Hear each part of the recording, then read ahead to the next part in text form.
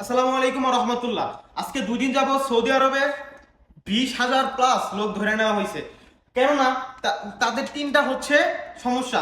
এক হচ্ছে মাদকে অ্যাডিক্টেড, এটা খুব গুরুত্বভাবে সৌদি প্রশাসন নিতেছে। আরেকটা হচ্ছে অধিবাসন নীতি বা বর্ডার ক্রস, যারা বর্ডার আইন লঙ্ঘন করছে তাদের জন্য সৌদির সরকার খুব খুব খুব কঠোরভাবে আছে এখন বর্তমানে।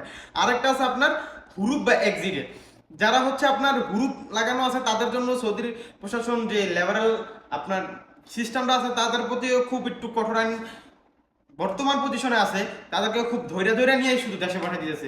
বাংলাদেশ আছে 20,000-এর ভিতর হচ্ছে 12,000-ই বাংলাদেশি। বুঝতে পারছেন বাংলাদেশের জন্য কত কত কত করুণ একটা অবস্থা। সো কত করুণ একটা অবস্থা। আমরা সবাই সতর্ক থাকবো, অ্যালার্ট থাকবো। সৌদি প্রশাসন খুব খুব খুব কঠোরভাবে এখন অধিবাসন নীতি বা আপনার বর্ডার আইন লঙ্ঘন বা মাদকে অ্যাডিক্টেড তাদের জন্য খুব কঠোর হয়ে গেছে। আমরা সবাই সাবধানে থাকবো, সেফলি থাকবো, চলাফেরা করবো। আর সবাই যারা লিগেল আছে ইনশাল্লাহ ভয়ের কোনো কারণে, যারা আনলিগেল আছে সেই ভাইয়েরা একটু সাবধানে থাকবেন। সো এই আর কি, ভালো থাকবেন, সুস্থ থাকবেন। আসসালামু আলাইকুম।